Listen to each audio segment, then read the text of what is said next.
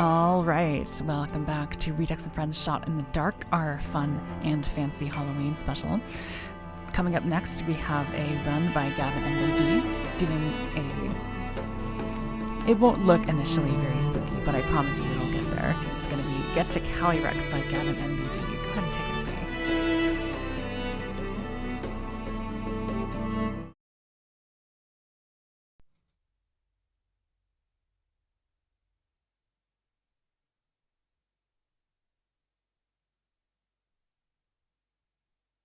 All right, you're good.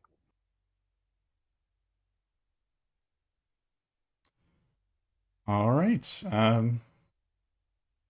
Hey there, I'm gavinNBD, and today we will be running some Pokemon Shield, Get to Calyrex, which is a nice DLC story. So we won't be running the full game, and just a little, thematic, spooky storyline that we'll be doing, and you'll see why in a little bit. But yeah, I'm joined today by Spider C. Hello.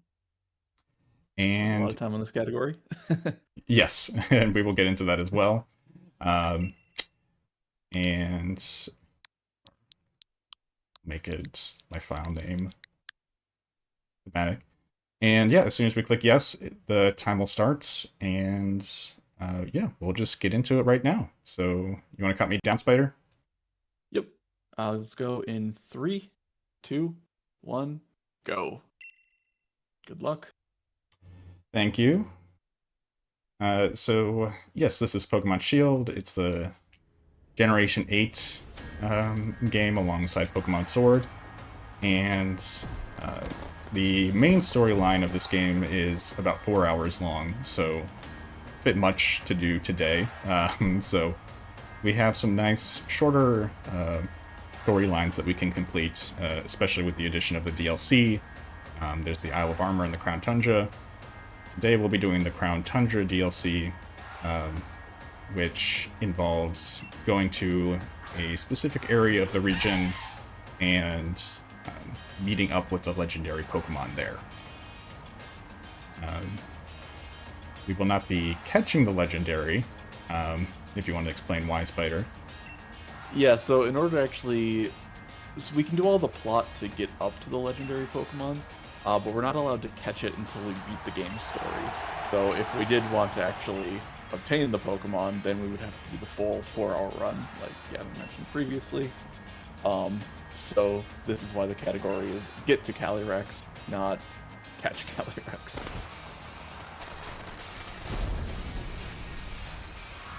Yeah, so we'll be seeing lots of fun cutscenes and get to spend lots of time with Calyrex.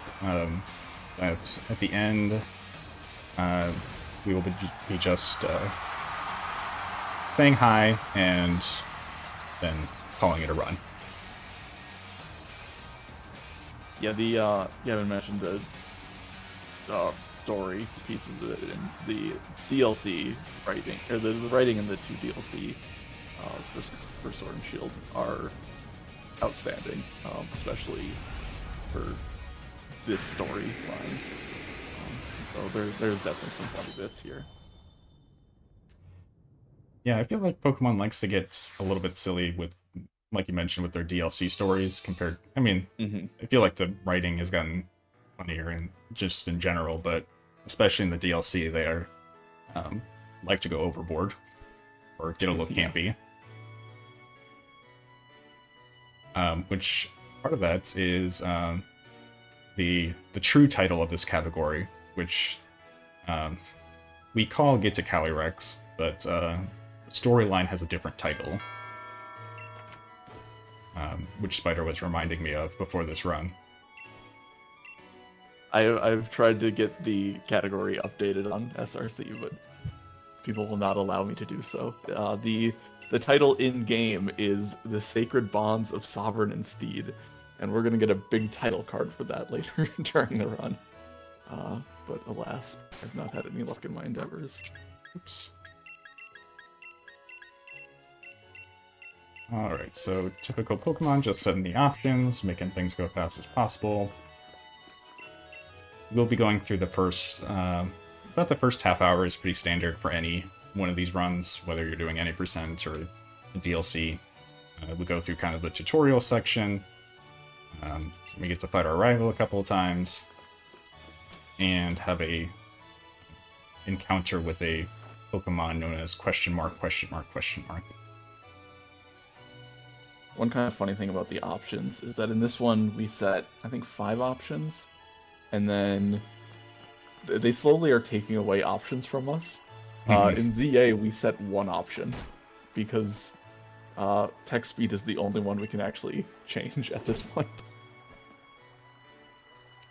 Yeah, the most recent additions, the Pokemon games have made animations mandatory. In Legends ZA, that makes sense because it's real-time battles. But things like sending things to boxes and skipping movies, they've kind of pared those options down. Even skipping movies does not do a whole lot. There aren't many pre-rendered cutscenes in the run, especially in this category. But, yeah, in this category, we're only skipping 1 of them. Yeah. But they still take up quite a bit of time. It is a very good cutscene, though. It is good. Recommend checking it out if you haven't seen it.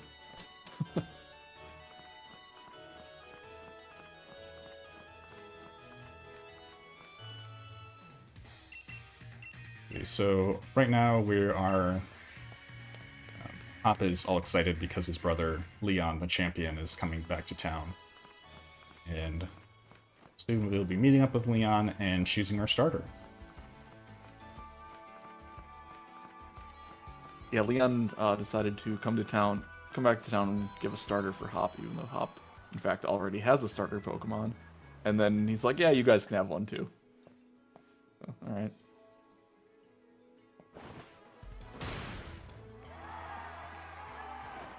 But we don't see too much of Leon in this particular category. He shows up just in our standard intro, but then he's not in this DLC. He gets mentioned in the other DLC. That's true. I don't know if there's any confirmation that he's been to the Tundra. I don't think so. He has been to Lumiose, though. Mm-hmm. There's a little Easter egg where Jason mentions him. I was thinking of Zach mentions him. Oh yeah, that too. Yeah, it's somehow I didn't know getting about lost. the distinct one, actually. Yeah. Yeah, she mentions that he was coming in to like do a guest lecture recently or something. Okay.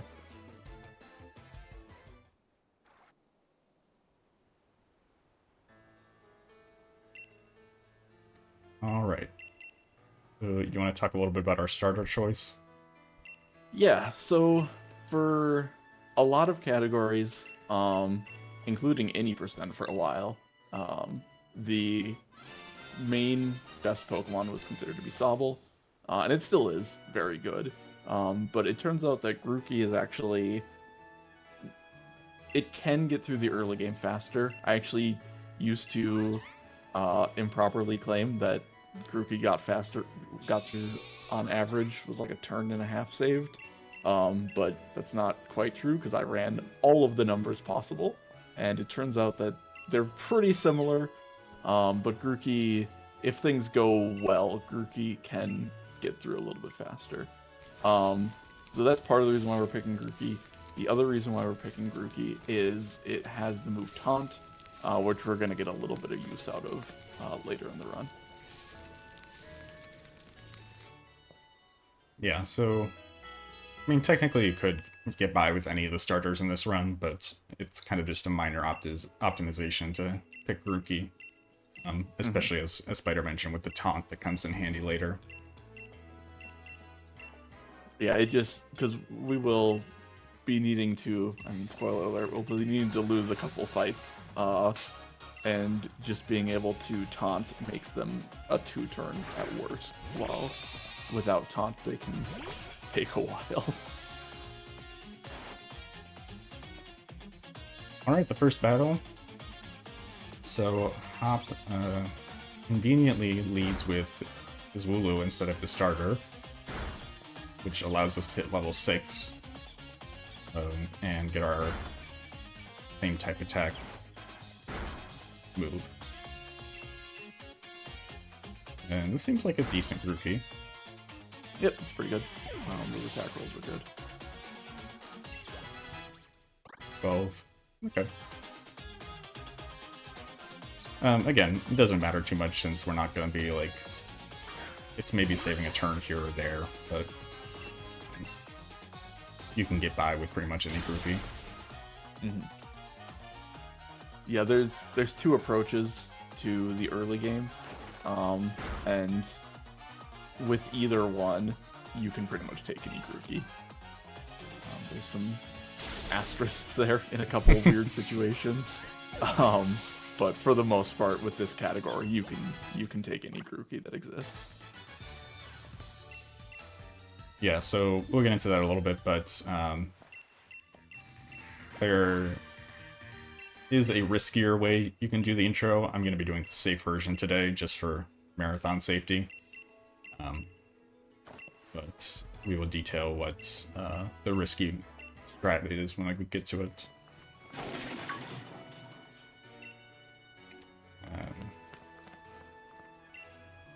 Okay, so now one of the Wooloo has broken free into this kind of forbidden area, and we have to go chase after it to save it. And deal with some mandatory encounters.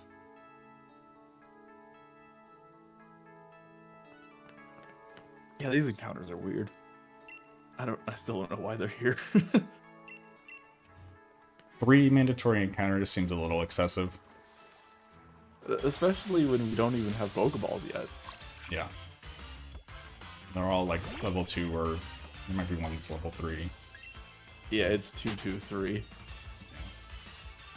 So you're hardly even getting experience off of them if you do decide to defeat them. Here's the big decider of the run, right here. Yeah. RNG moment. Oh, Yeah, unlucky. unlucky. So normally we would reset. No, you would not reset for that. You reset there if you're doing Flex on Mom. Yeah, fair. So that Rookity can have one of two abilities. Either Unnerve or Big Pex, I think. And you'd prefer it not to have Unnerve because, as you saw, Unnerve triggers that little pop-up stating that your team is too nervous to eat berries. So if it doesn't have Unnerve, it totally skips that. It saves you a second, maybe. But it always seems like, while it should be a 50-50, it definitely seems more like a, 75-80% of the time you get the Unnerve. Yeah, that sounds accurate.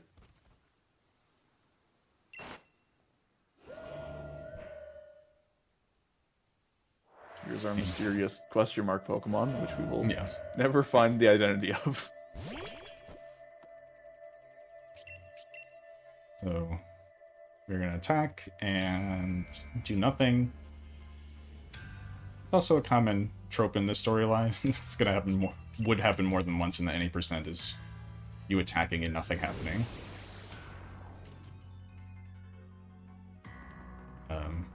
But yeah, so this is shield version, so we're seeing Zamazenta here, and obviously in Sword you would see Zacian.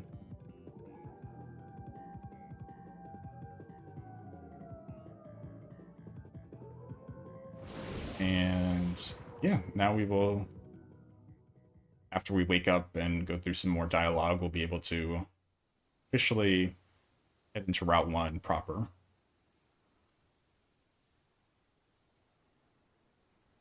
Yeah, and Route 1 pretty much determines how the next, 10 minutes go.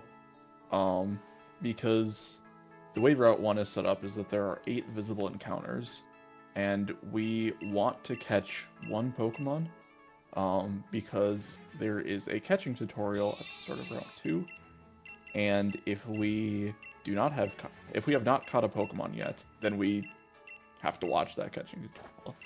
If we already have a second Pokemon, then we get to skip it. And so then that means that we're definitely catching something. And while we're catching something, we might as well catch something good. So of those 8 visible encounters, we're hoping to see a Wooloo. Each one of those 8 has a 15% chance of being a Wooloo. And specifically, we're hoping to get a level 5 or 6 Wooloo. And if we get that, then our Route 2 just looks way better than it does in other situations. And I'm trying to consciously remind myself to catch something, or to catch more than one thing, because I've definitely run this category and just gone on like autopilot, and then I get to Slowpoke, and I'm like, oh, I am not the level I'm supposed to be. Oh, yeah. I normally fix that after hop. Alright, we got one Wooloo, luckily.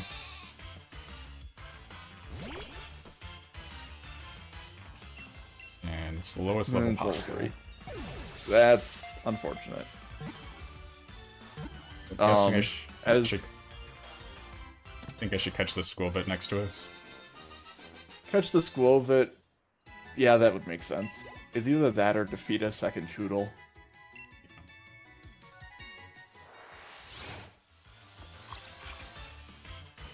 Hopefully this isn't 3 as well. Or okay, good enough. Yeah, so if you were doing the risky strat, you'd actually want to make sure to catch something as low level as possible, and gain little EXP, because you don't want to hit certain level thresholds. Mm-hmm. You actually, instead of encountering one of the 8 overworld Pokemon that we just walked past and got 2 of them, you actually trigger a underworld encounter, because rather than spawning from between the levels of 3 and 6, the underworld encounters are between 2 and 5. And as long as you don't get a level 2 Caterpie or Blipbug, you are in a very good spot to do what you want to be doing. That strat.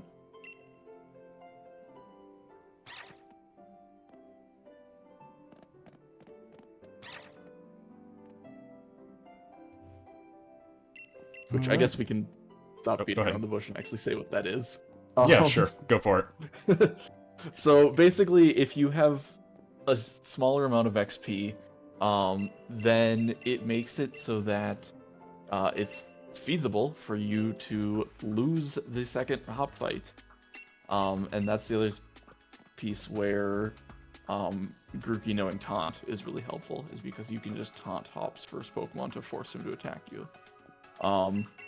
And you can actually get through the fight quite a bit faster if you lose the fight, just because you're skipping flavor text from Hop, all the send out animations, the level up animations, and everything. The other thing that you get to save is what we're going to do right now, which is pick up a rare candy. Since we want less XP on that route, we're saving the, 8 seconds it takes to get this candy. We'll talk about the downside of that strategy later on. But for now, we have our rare candy. Our XP situation is good, so we'll just continue the plot as expected.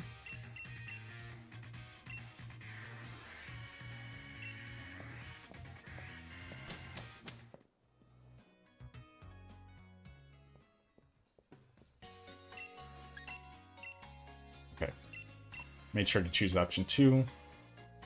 If you accidentally choose option 1 there, it wastes like, 10 seconds with Hop explaining to you what a Pokemon Center is.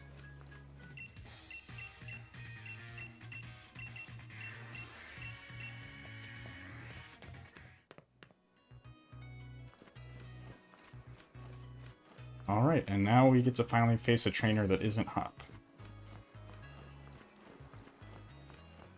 Well, after one of the yeah. So here's where you would normally get the catch tutorial, which is kind of standard for every Pokemon game. However, since we already caught a Pokemon, Leon is impressed and says, "Oh, you don't need a tutorial because you already know what you're doing. So here's some Pokeballs." Very nice quality of life.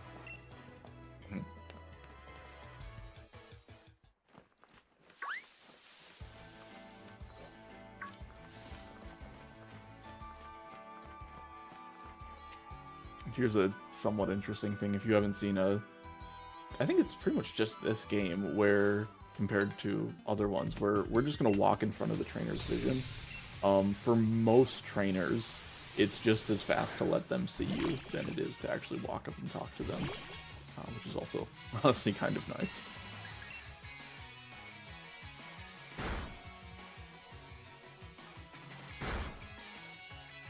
So another part of catching those Route 1 Pokemon was that we hit level 8. Oh, well, I got a low rolled on the... Oh, that was a low roll. Yeah. They hit level 8 for this fight, and in Pokemon, due to like the damage formula or calculations, if your Pokemon is at certain levels, namely levels that end in 0, 3, 5, or 8, you get a little bit more of a damage boost compared to other level ups. So because we hit level 8, it makes that fight significantly, well, typically turns what could be like a 4-shot sometimes into a 2-shot, if I recall. Maybe it's always, maybe it's not 4-shot for Groupie, but... It can be still. I never told you about this. I made a giant spreadsheet that details every fight in the early game for every IV for your attack stat. And it's impressive. The average turns. It's absurd. Yeah, given that this game has been out for over 5 years now, coming on 6 years, there's some optimization that's been going on.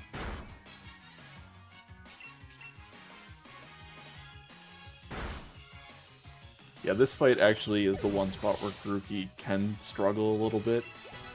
That Blip Bug, if you get bad experience on Route 1, like we did, but then fixed it, if you don't fix it, then that Blip Bug can be a 3-shot, and it's hitting you a Struggle Bug, which does a decent chunk of your XP, so that is one thing to watch out for in the early game if you are running with a Grookey.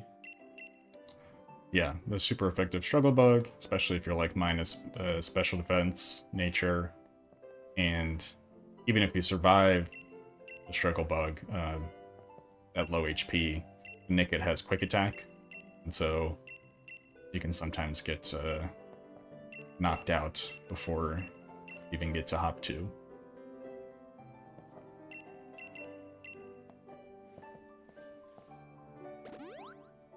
Speaking of Hop 2, it's Hop 2 time. So, honestly, a very standard fight. Yeah. He leads with his Wooloo again. The only thing to watch out for here is that the Wooloo knows Growl. And so, luckily, the Wooloo will always use Tackle on turn 1. Its AI is just set up that way for some reason. So it's normally fine, but if you don't 2-shot the Wooloo, then it can growl you, which then makes the rest of the fight incredibly painful.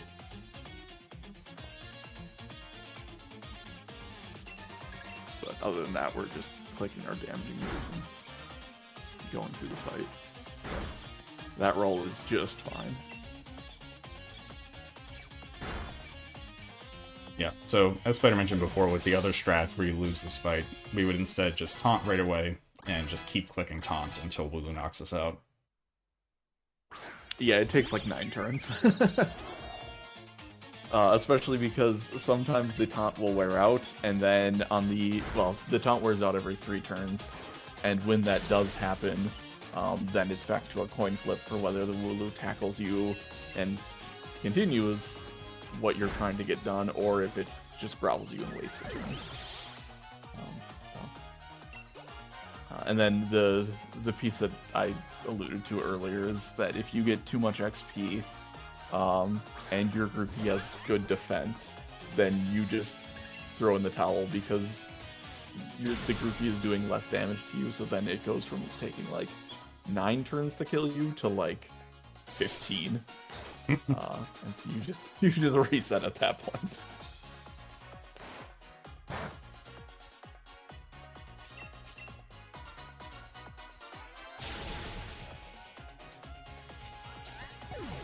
Pretty clean fight.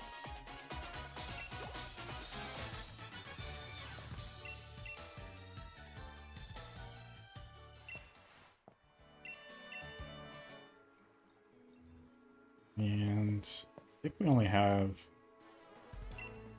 one more trainer fight to go. Technically, yes. It's almost done. No, there's still a bit of a couple different encounters that we'll be doing besides trainer fights for this run.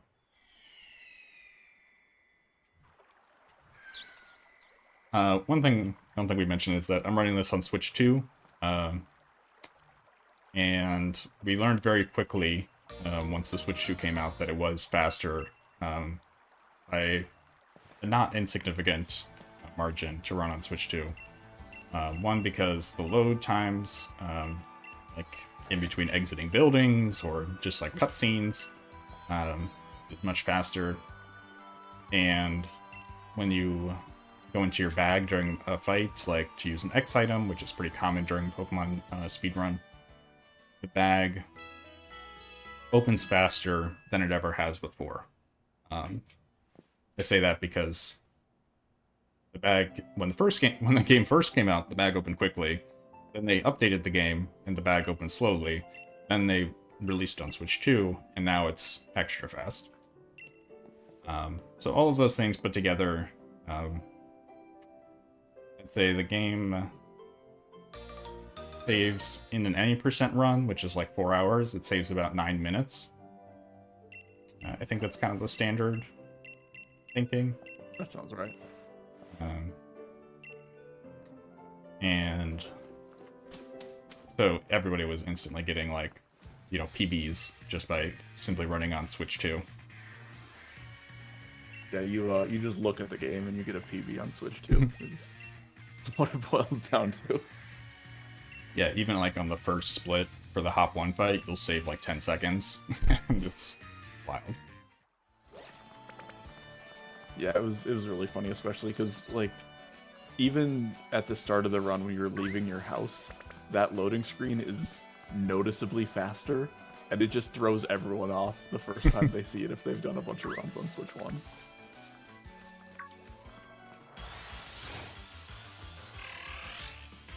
Yeah, I originally wasn't going to get a Switch 2 at launch, but then once everybody was talking about how fast things were going, I kind of made sure to show up as soon as the store opened to snag one.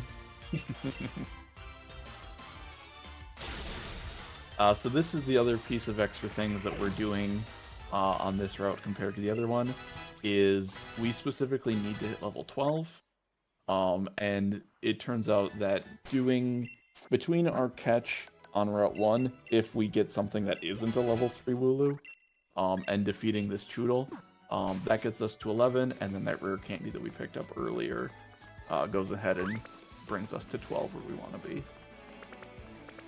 And that's the other piece that's kind of nice about running Grookey, is that with Grookey you can just branch poke the Choodle twice for the knockout. If you're running a different starter, you have to catch it, which isn't too bad. Sometimes it gets in first ball, but sometimes it does not get in first ball. So just having the consistency of the branch poke is nice.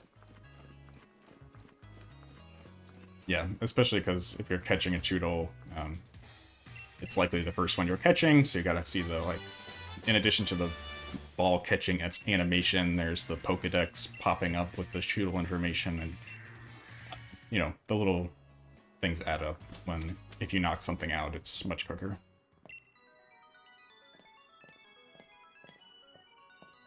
Alright, so we are finally leaving the tutorial area. And we are going to take a few steps outside, and then turn right back around. Yeah, specifically, we need to get the box link from Sonya. That's the required piece that allows you to get into the DLCs. I tried at one point, just after this cutscene right here, just immediately taking the train back to Wedgehurst, and then you can do it, but then you can't actually progress to the DLC because you specifically are missing the box link.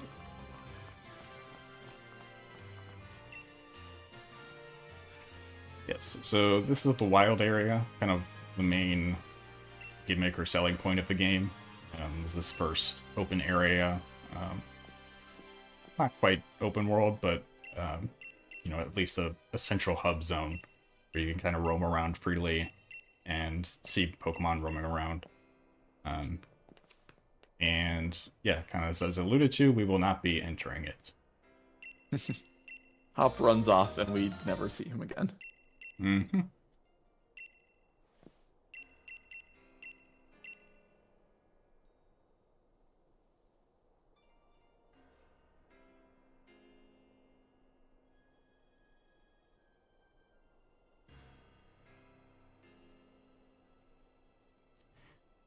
Alright. Already rare candied. Should be all good. Now we get to have another brief encounter with our secondary rival. Avery, who is from the dojo at the Isle of Armor, the other DLC pack, which is where this Slowpoke is from as well. So it's kind of like a teaser for the Isle of Armor. And I like to do a little spin into the chairs there. It's kind of usually sets up pretty well that you hit the Slowpoke head on. But at that time I was a little off center. Yeah, you want to talk to the Slowpoke from the front because it'll turn around to face you, and it is... Well, it's a Slowpoke. It takes a while for it to turn. We got it! Nice. That's like so that Slowpoke specifically is required to catch. If you defeat it, no you didn't, it's still there, you have to catch it. And so that's where the difference is between the two strategies that we've been talking about, is because the Sword and Shield catch formula is weird. They applied this to the BDSPO one as well, where if you are a lower level than whatever you're trying to catch, you get a massive penalty. And since that Slowpoke is 12, we wanted to be level 12. And since we matched the Slowpoke's level, it was a 55% catch. If we had done the other strat and we would be level 8 at this point, it would be a 9% catch. Yeah, so if you're going for, you know, a top time, you want to do the slow strat. I mean, do the low level strat. Because the hop 2 fight's going to be faster, and you kind of just bet on the 9% chance that you get it in the first couple attempts. And if you don't get in the first couple of attempts, you reset. Yep. I think as long as it's in like the first 4, you're saving time. But even hitting a 9% in 4 tries isn't always going to work out for you.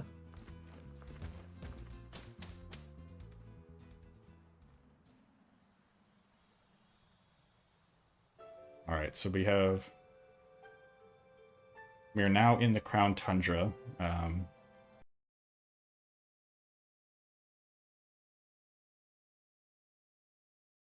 Which is obviously a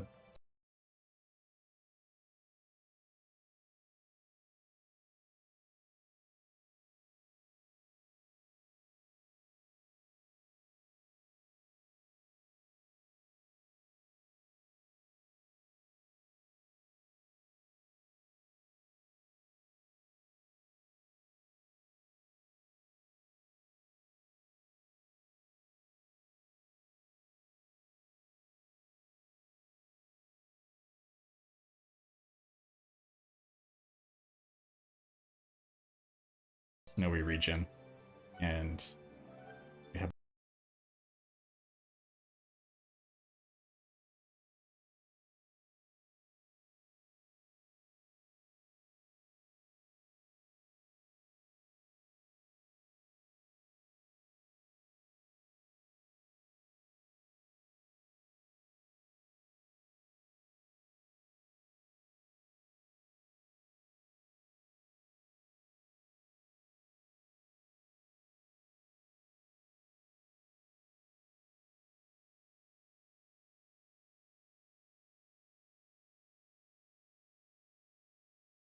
able to win this fight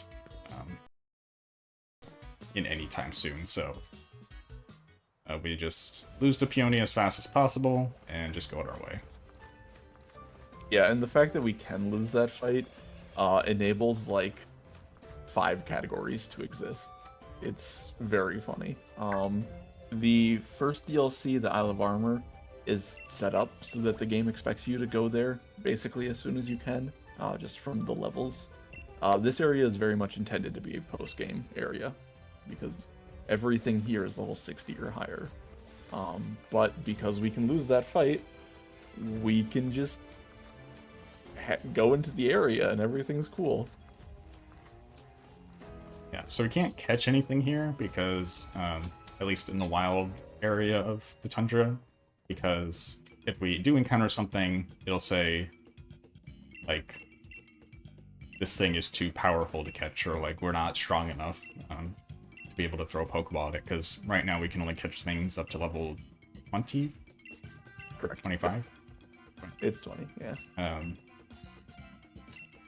So we have to find alternate ways to get to acquire a new Pokemon. And luckily, they gave us a very easy to get to alternate way to get a Pokemon, which is Dynamax Adventures. Yeah, even more than the Slowpoke catch, this is kind of like the make or break part of the run, because we need to win the Dynamax Adventure and try to do it as fast as possible.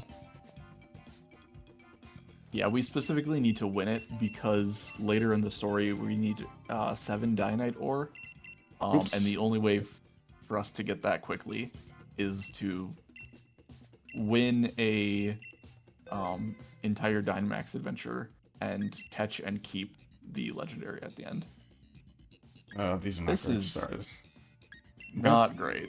I'm gonna pick the Gourgeist because it has Worry Seed, and I don't want the NPCs to spam Worry Seed. That's a big thing to keep in mind in here, is that you are working with 3 NPCs, and so you kind of need to manage them because they will just do things. Okay, this isn't great. This isn't super compelling. Yeah. So what we would like to see is like some electric or grass types, because the final Pokemon we're going to be facing is a water type. But we didn't get it. I hear that's good for speedrunning. Yeah, that is true.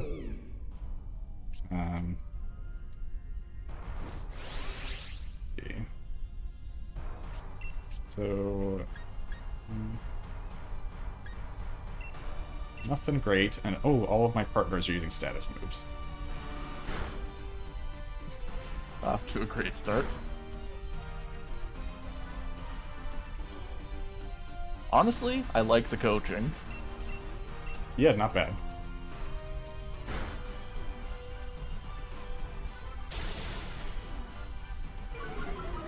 Tank that pretty well between the baby doll eyes and the coaching.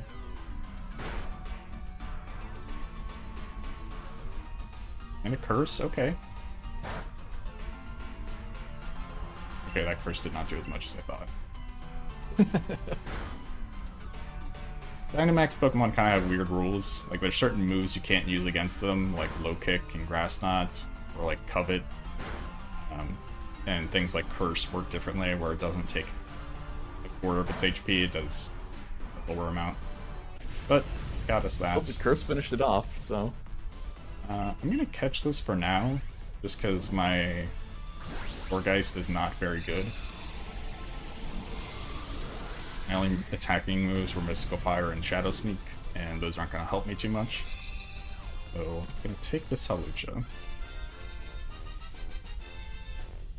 Yeah, there are around, what is it, like 225 Pokemon that you can see in here for you to use in the first 3 levels.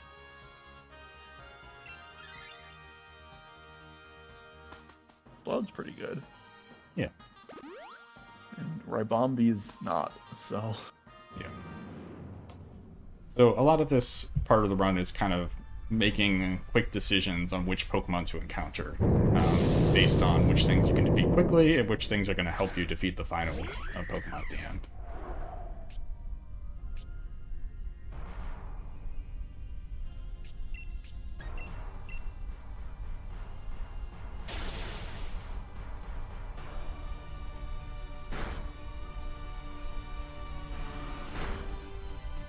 I would have liked the coaching this time, but maybe we'll be okay without it.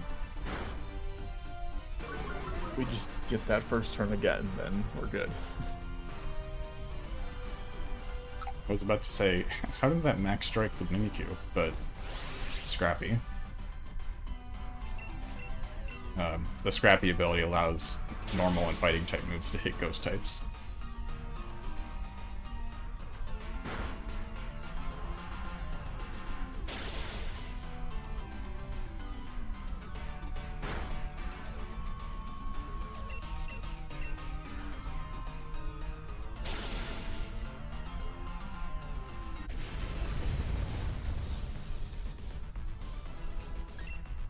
If someone else takes this.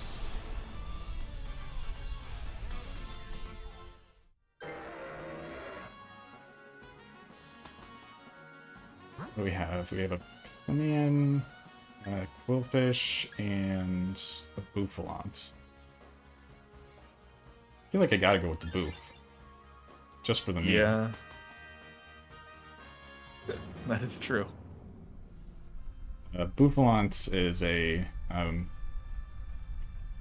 fun Pokemon to come across in the Isle of Armor speedruns because it will charge at you very quickly and you cannot escape. Yeah, you'll just be walking along and something twice as big as you will spawn in a bush 2 feet away from you, and you're an encounter a half second later. And yes, looking at chat talking about how this is kind of like a roguelike. This is actually what got me to buy the game. I wasn't terribly impressed with the Gen 7 games, and I was thinking about skipping this entire gen. And then I just happened to see someone streaming Dynamax Adventures on Twitch, and I was like, this is the coolest thing I've ever seen. And instantly bought Sword and Shield. Yeah, it is fun to do, and you can do this multiplayer, like online with friends. You can chase after legendary Pokemon together and like shiny hunt them. And in addition, you could do like endless mode where you just farm for rewards.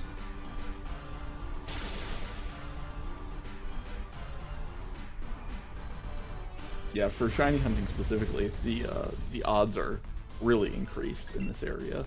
It's a baseline of 1 in 400, and if you have the shiny charm, it's 1 in 100. So it's not the fastest, and there's no guarantees as to what you're hunting, really. But if you're just looking for random shinies, this is a pretty good place to go. So, you're facing Suicune. On your first Dynamax adventure, you're always facing Suicune. It's just hard luck that way. But after that, it's random which legendaries you get. Good, looks like we're getting the coaching, which is good. Yeah, this is a pretty decent team of coaching, right? Yeah. Except for this 6 Cloud. Not doing much with its Hyper Beam. Okay. Analysis, that's not bad. So we're not the strongest team, but we haven't died we have 1 death so far? Yeah, we have 1 death. So you can have, after 4 deaths of any team member, you get swept away. So you basically lose and have to start all over again. So the fact that we only had one knockout so far is a nice safety net to come in with. I'm actually going to try to just...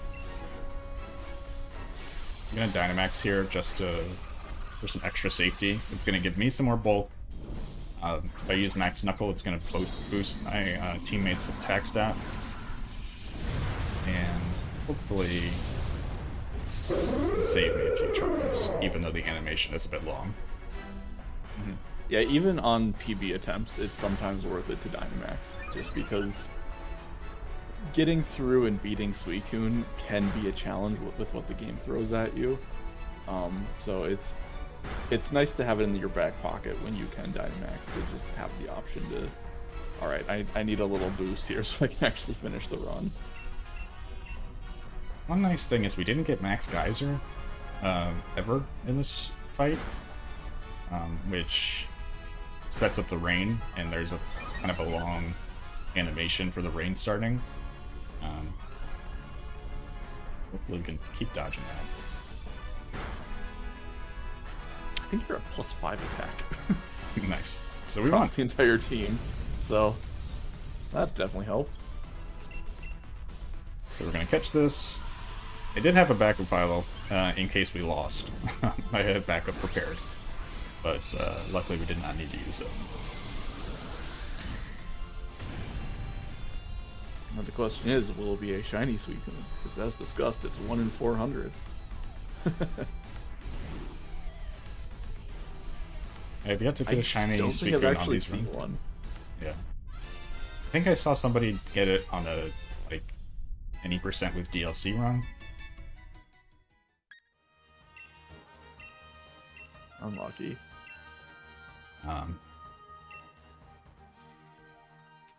But yeah, as you see, we now have a level 70 Pokemon, which is pretty nice.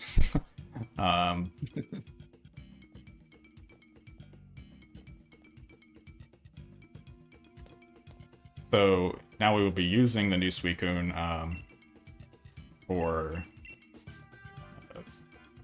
basically the oncoming, not much, but we'll be using it for one fight in particular to ensure that we can win, because our groupie is not very capable.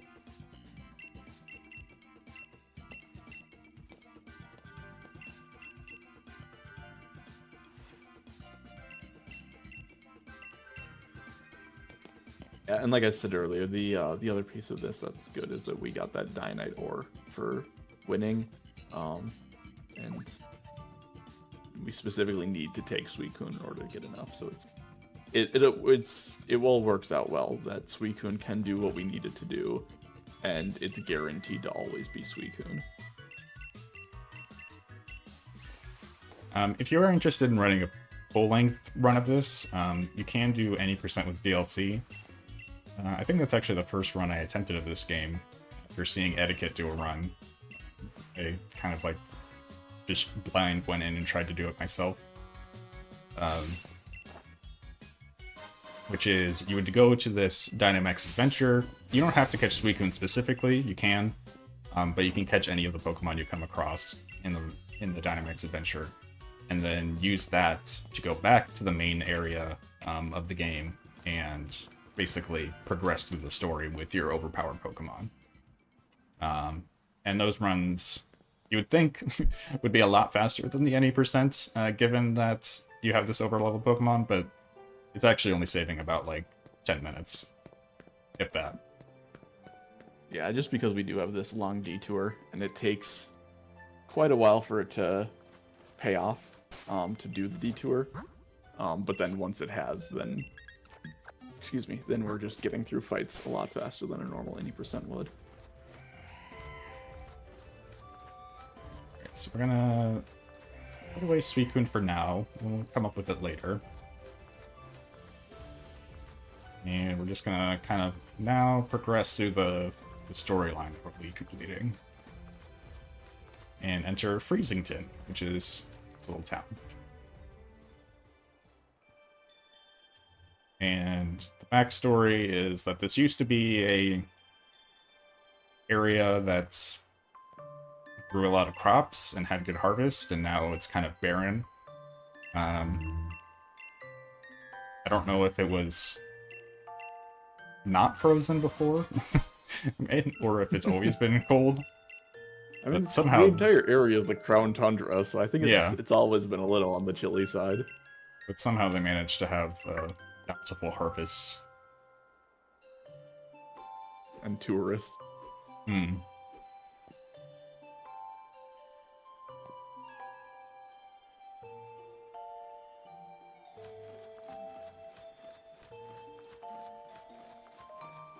And Peony, who we've been kind of following the past since we've entered this area, is a former gym leader. The scientist said he's related to Rose, but I don't know who Rose is. I've never met that person. But we know Peony and his daughter, Peonia, or Nia, who they came here on a father-daughter adventure. Except his daughter doesn't really want to participate and wants to go off and do her own thing. So we will be acting as his surrogate daughter and going on the adventures.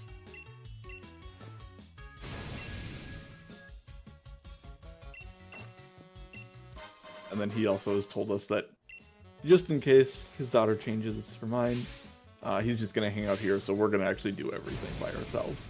Yeah. Kind of an odd take on a father-daughter trip is for a stranger to do all of the tasks that you had planned, but alright. And now he gives us a bunch of prompts for different legendary kind of myths that are going around and possible leads for legendary Pokemon. There it is. There it is. What the run should be called. Yes, this is we'll be doing the Calyrex storyline. He also gave us clues for the Reggie Gigas, or not Reggie Gigas, but the other Reggies, and the Galarian bird trio. We won't be doing those today. There is a category where you do all of them, called Galarian Star Tournament. That run is a little bit longer than this. That's it's about a 7-ish hour run. The Switch 2 improved that one quite a bit, as you might imagine. So it's still a very long run, but you did save quite a bit of time. We did save quite a bit of time on it with the Switch 2 improvements. Yeah, I only did the run twice. The first time, I got like a 745 or something. And the second time on Switch 1, and the second time on Switch 2, I got like a 659. Something like that. There was definitely at least a 40, if not 45-minute time save. But part of that was also just me having more experience, or, having done it once before. Yeah, my, on the other hand, my Switch 1 to Switch 2 run, I only saved like 5 to 10 minutes because my Switch 2 run was just awful. But a very poor quality run still got a PB, so. So what we're doing now is we took Peony's, what he was calling a wooden pillow, and placed it on top of the statue just because it seemed fitting. And now this mysterious Pokemon has appeared, since we reunited the statue. And now Groupie's following us. Somewhere. He got caught behind the fence. You'd think he'd just go under, but alas.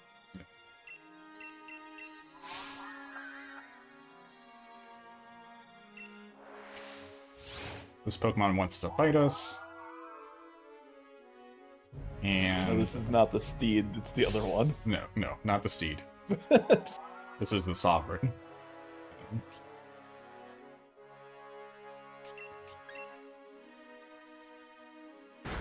Cool, one turn fight. Similar to Peony, we can lose this fight, so we do that as quick as possible, which is why we removed Suicune from the party. And he seems impressed with us, despite us doing nothing.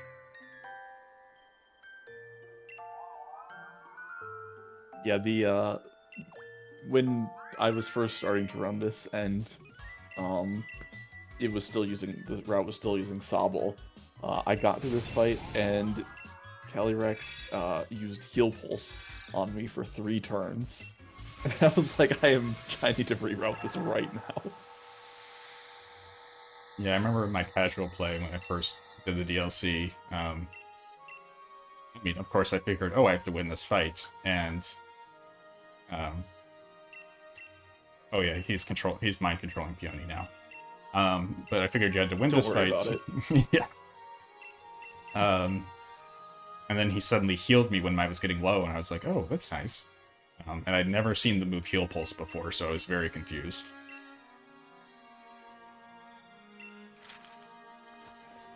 Alright, have to go talk to people now. Yeah, so basically Calyrex is like, hey, what happened to this town? It used to be so prosperous. You should talk to people and find out if they still remember me. But before we do that, we're going to buy a carrot. Seeds. I guess carrot seeds, not a carrot. We'll use that later.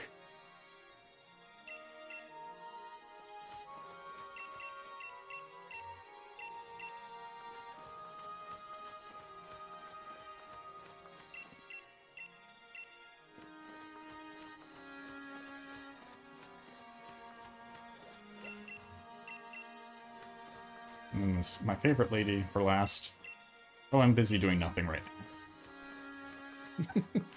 She's just hanging out with the Spiel. Can't argue with that.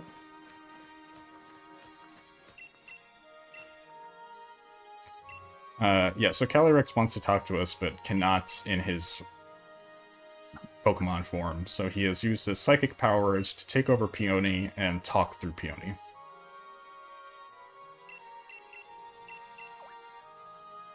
And he is reminiscing about his lost steed that we need to find.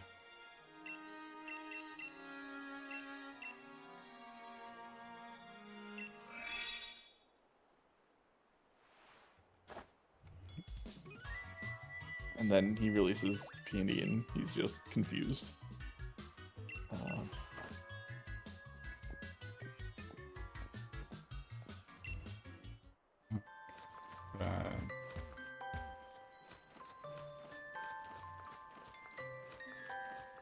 We go to the mayor's house. Stopped.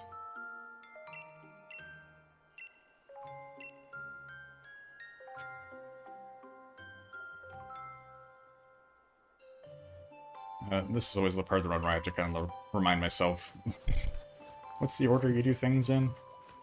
Yeah, there's a lot of little subtasks that you need to go on, and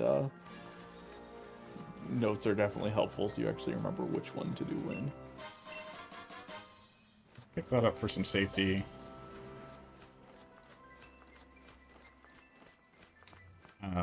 Ideally, usually when I'm doing PB attempts, I would not pick up the max revive, because it just, you know, if you die, you deal with it. But for this, it seemed like a good idea. Yeah. So there's the mayor. Although it can kind of backfire. That is true. On my PB attempt, I do actually die to that fight where we used...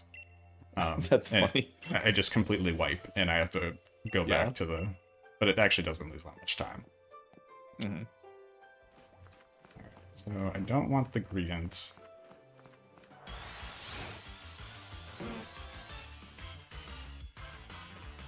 Yeah, so that very strong text that just popped up there is the signifier for you can't catch this. Giga Impact is fun.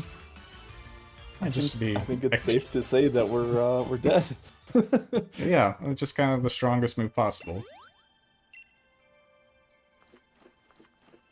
But that's just a quick way to get back to town.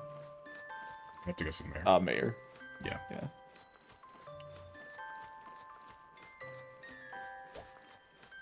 Yeah, A I lot of tried going. this on Switch 1, and on Switch 1 it was faster to just walk back to the mayor's house. But on Switch 2, because of the faster loading times, the death warp actually does make sense to do. I didn't realize it was faster on Switch 1. Yeah, it's very minor, but that way you also don't need to worry about like the Pokemon choosing the wrong move or something.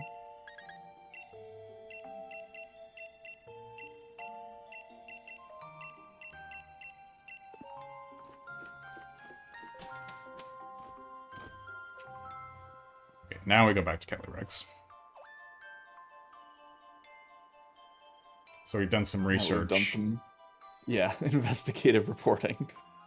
Go back to Calyrex with our findings.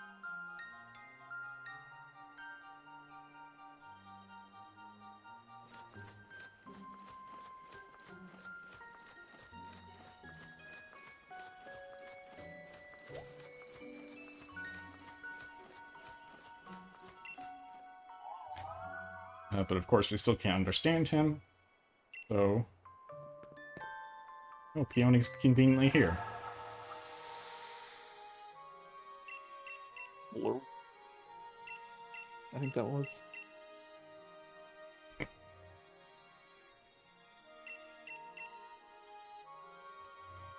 Alright, now we have to go down to Shadow Ball, plant the carrot.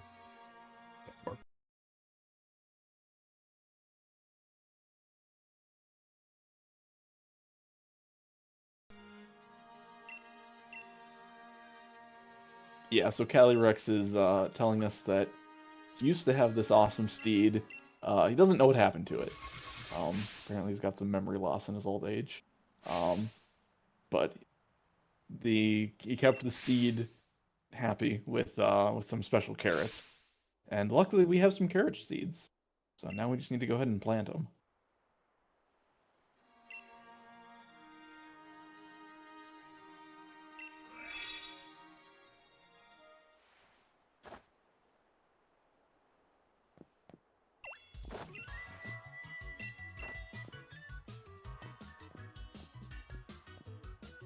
Alright, and just need to avoid getting into an encounter.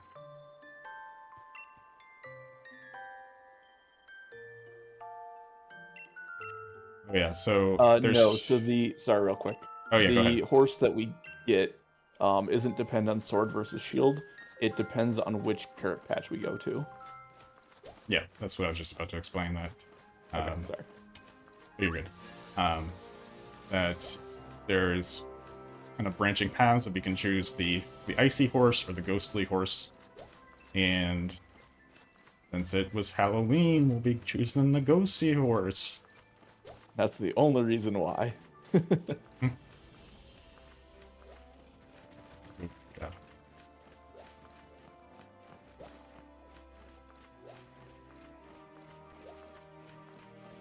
Okay, turned too early, or I'm supposed to go back to the mayor's house, but this should still get me to where I need to go. Yeah, it's a slightly longer way.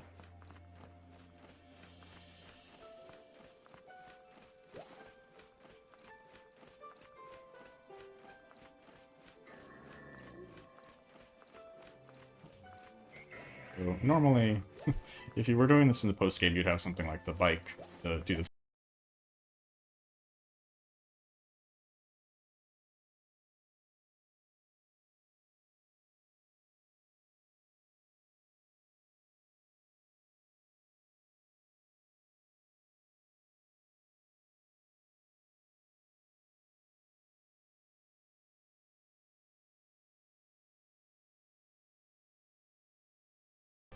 This is the scary grass patch to me. Yeah, this one also is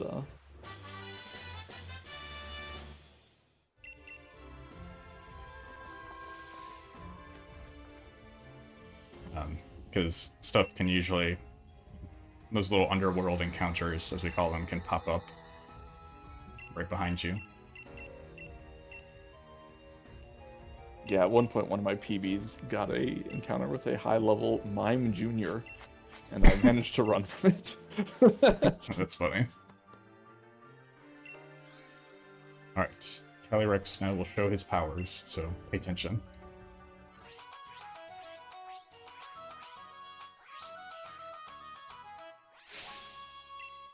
Excellent.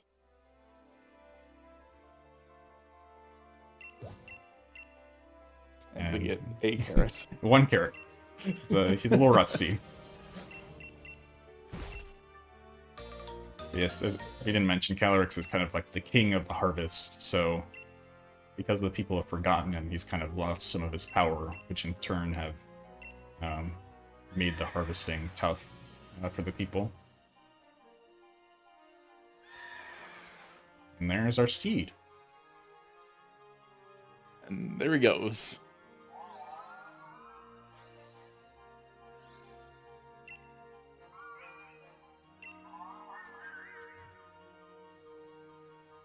And yeah, the kind of funny thing here is that since Calyrex has, in fact, forgotten what his steed is, whether you plant the shade root carrot or the ice carrot, I can't remember exactly what it's called. Either way, he's like, yo, that's my steed. I remember it so perfectly now.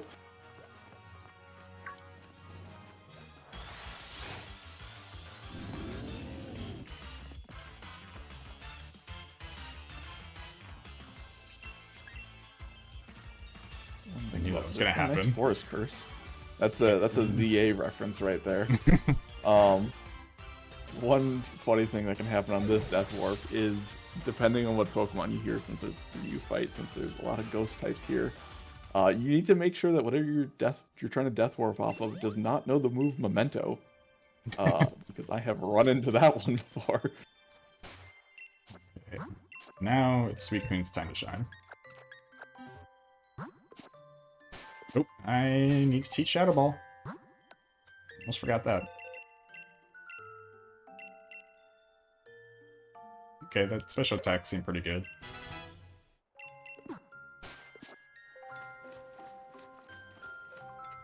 Yeah, so this fight is... Go ahead. You go ahead. I was gonna say, so now we have to fight Spectrier. And the reason why we fight it over Glastrier, for 2 reasons. One, the carrot plot is just faster to get to. But then also there's a very conveniently located Shadow Ball TR, so we can just use that to beat it. This fight should be very scary because it can just kill us, but it also does have random AI, so sometimes it just doesn't do anything at all. Yeah, it basically has 2 scary moves. Shadow Ball. Okay, did not special defense drop, which is good. Hex, Double Kick, and Thrash. Double Kick and Thrash are ideal because Spectre's attack is not good.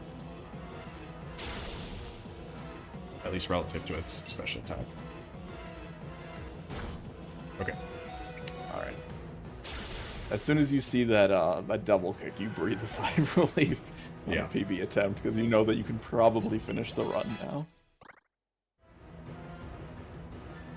And you'll notice that we didn't gain that much experience for Grookey, despite defeating a level 65, 70 Pokemon.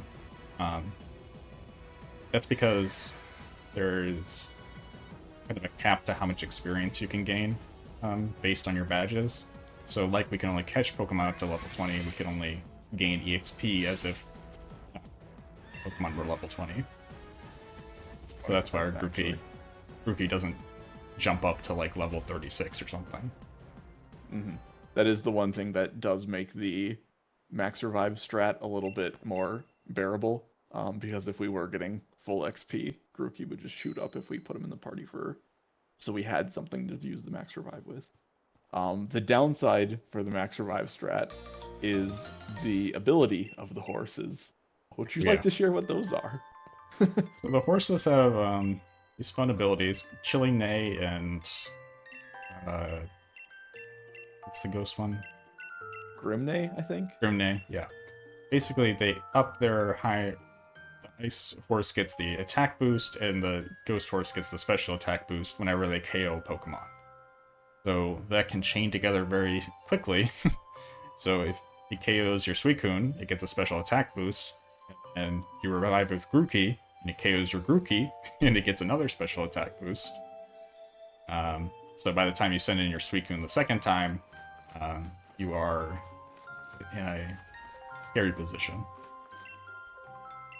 Yeah, you basically have one turn to recover at that point, because a Shadow Ball is going to do a bit more than 2/3 of your HP.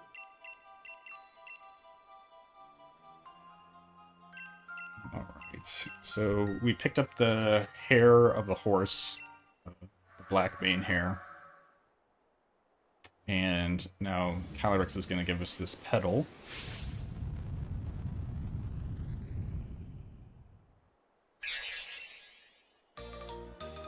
He's a little embarrassed. He was using all his force to conjure up just that one pedal. And now we need to form the Reigns of Unity, which is a tradition passed down throughout the tundra, and I think only the mayor knows how to craft it.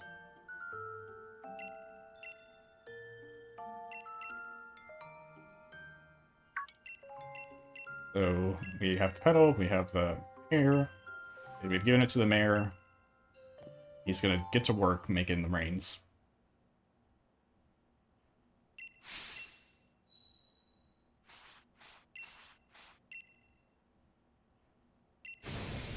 I'm afraid it hasn't come out well at all.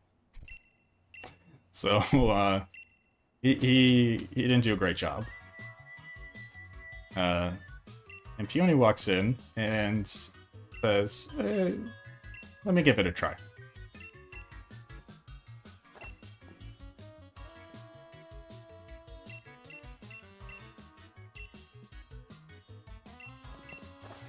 Love that line. The singing is a bit much. And he perfectly crafts the reins. Which he attributes to all the sewing he does for his daughter.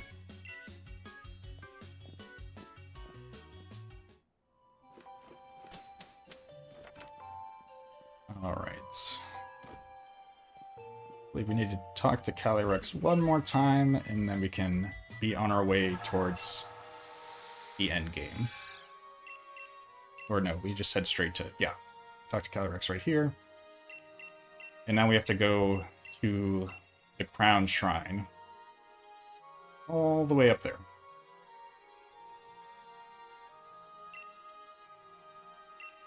Once again, is a bit of a hike because we do not have a bike. So it definitely takes a little bit. And the other kind of funny thing about this is that now Suicune is following us, and so we constantly get Suicune jump scared while we're doing this walk. Take in this Suicune.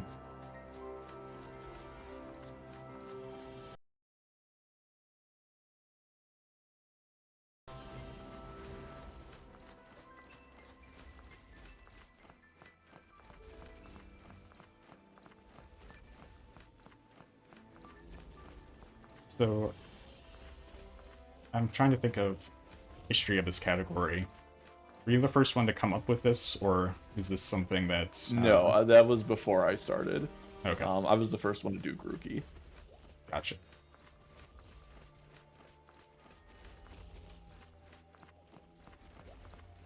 And you are the world record holder. Who started this category, actually? You are the world record holder. Oh yeah, currently I am. Technically on both Switch 1 and Switch 2. Because then you're the one of the few people willing to do Grookey slowpoke resets, hop to skip resets. Yeah.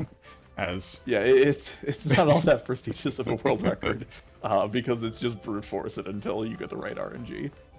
Both with getting the correct hop skip, and getting a Dynamax adventure that is passable.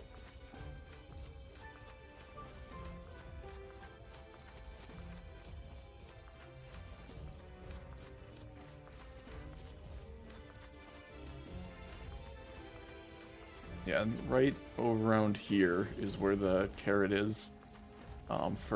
you would plant the carrot for if you were getting Glastrier. Yeah, right there. But like I said, for a couple different reasons, Spectrier just works a bit better. Yeah. The closeness of the carrot bed, and then also just Spectrier is more of a glass cannon. But it's easier to take that down than the easier to take down the ghost, which with low defenses, than the ice horse with high defenses. Mm-hmm. And the Shadow Ball TR. Alright, this is the tricky part, remembering how to get through the cave. I've somehow never gotten lost in here, which is very questionable. Like, I don't know how that's possible, because going through this cave can definitely be a bit twisty.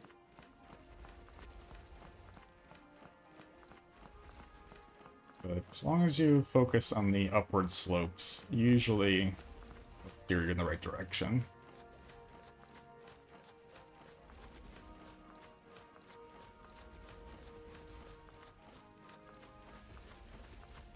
This is where I get confused if it's right or left. Right.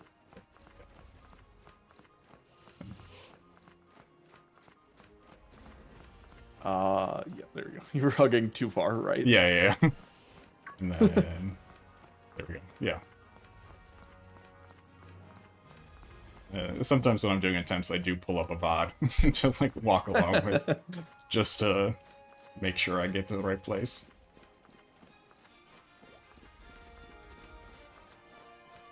All right, and we are almost at the peak and reaching the end of the run. This is in fact the path to the peak, which is a excellent card in the TCG that has been rotated out for like 3 years, but that's not important.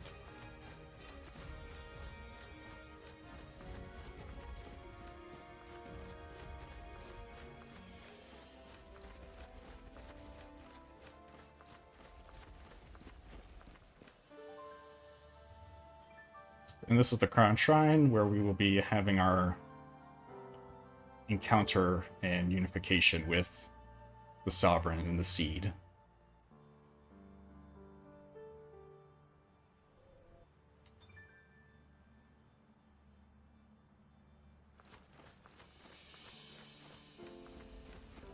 We've got the carrot, the Shade Root carrot to lure Spectre. Just go and place it, or do I have to talk first? Nope. I have to talk first. I make that mistake every single time. I was like kind of sure. I thought it was going to stop me automatically, and then I was like, well, letting me go straight to the basket. In fact, I believe the current world record talks to the Does basket. it? Now we put in the basket.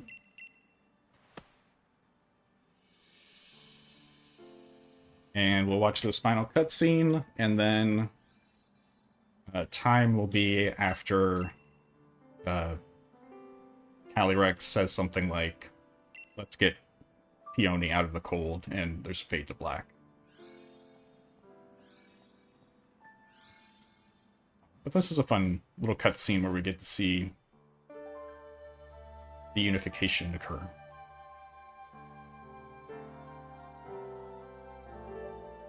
Just occurred to me that it's odd that this isn't considered a movie. Yeah. Because it's like, seems like almost pre-rendered, but you still have to match through text, I think. Is there text? I thought there wasn't text in here, and that's why. Because, I mean, that's generally how Pokemon differentiates the two. If there's text that you have to match through, it's a cutscene, not a movie, and we can only skip movies. I think Peony says something. Maybe. Okay. Maybe I'm misremembering. But yeah, it does seem like something that would be skippable.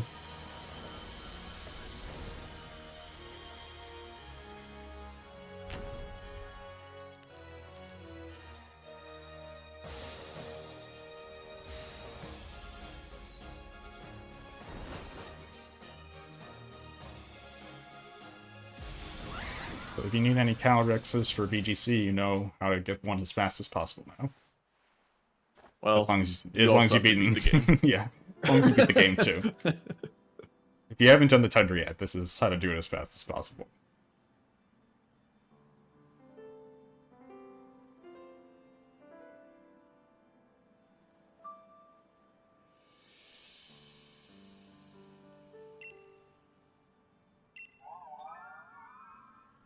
He's got a huge noggin.